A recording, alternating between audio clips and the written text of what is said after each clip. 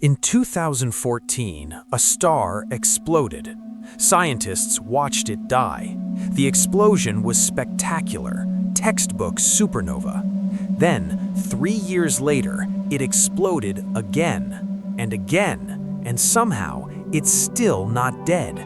And before we dive into this cosmic zombie story, if you love space mysteries like this, hit that subscribe button. We cover the most mind-bending phenomena in the universe every single week. Trust me, you don't want to miss what's coming. Now, back to our immortal star. This isn't the only star that refuses to die. There are stars that explode multiple times over decades. Stars that should have become black holes but just vanished. Dead stars hiding inside living stars, and stars kept alive by black holes eating them from the inside. In the next 6 minutes, you'll meet 4 types of zombie stars. Stars that break every rule of death. Which one do you think is the most impossible? Let's find out. Let's start with that star that won't stay dead. IPTF 14HLS.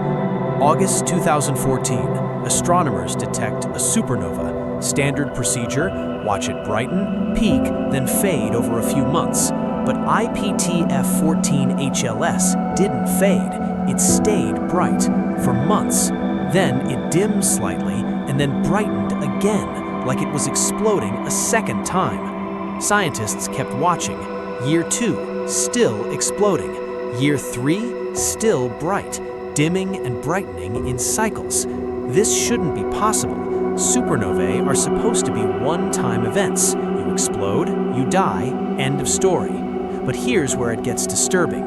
They checked archival telescope data, old photographs from 1954, 60 years earlier, and found the same star, exploding. This star has been dying for over 60 years, and it's still not dead. Current theory, pulsational pair instability supernova. The star is so massive, probably 95 to 130 times the sun's mass, that it enters a cycle. The core gets so hot that photons convert into electron-positron pairs. This causes the pressure to drop. The star begins collapsing, but the collapse triggers fusion, explosion, but not enough to destroy the core. The explosion sheds the outer layers, the core survives, begins rebuilding, and the cycle repeats. The star explodes, survives, explodes again, survives again, over and over for decades. This is like dying in an explosion, surviving, and then doing it again, 60 years later, still going. How many more times will it explode? Nobody knows. It might continue for another century. The first immortal star. Now, let's talk about stars that die differently. They don't explode at all, they just disappear. N6946BH1, a red supergiant, 25 times the mass of the Sun. Scientists were monitoring it because it was near the end of its life. Any day, it should explode. 2009, it started brightening. This is normal pre-supernova behavior. The core is collapsing, fusion is failing, explosion imminent. Everyone watching, telescopes ready.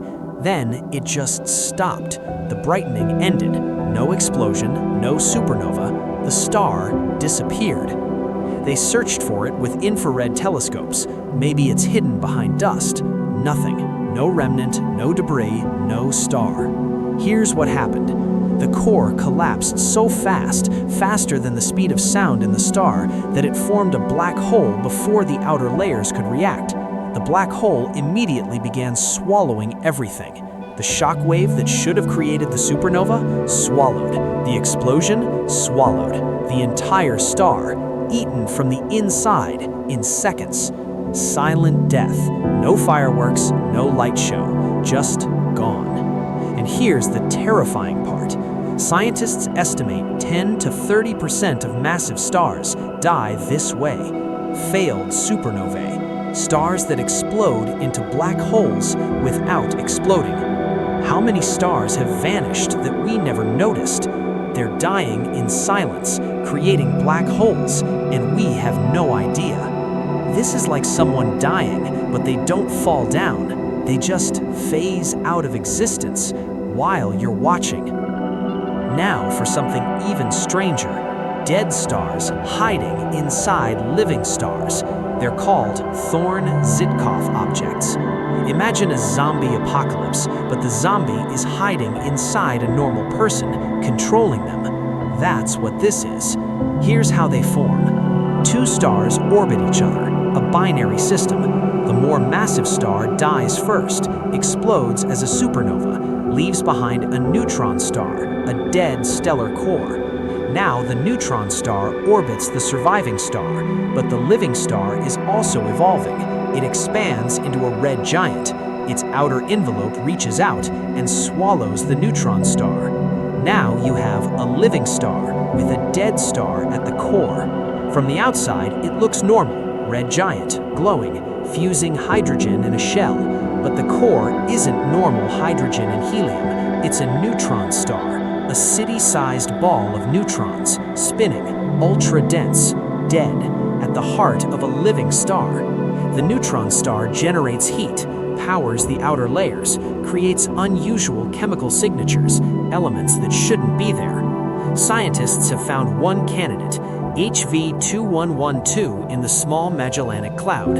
It has the chemical fingerprint of a Thorne-Żytkow object, but we can't know for sure without cutting it open, and we can't do that. So somewhere out there, maybe thousands of red giants are zombies, dead on the inside, alive on the outside, the walking dead of stellar evolution. Finally, the most paradoxical zombie star, Quasi-Stars, stars kept alive by black holes. In the early universe, conditions were different. Gas clouds could collapse into stars far more massive than today. 1,000 solar masses, 10,000, so massive that weird things happened. The core would collapse into a black hole while the star was still forming. Normally, a black hole destroys its star, but not if the star is big enough. Here's what happens. Black hole forms its center, begins consuming matter. Matter falling in forms an accretion disk.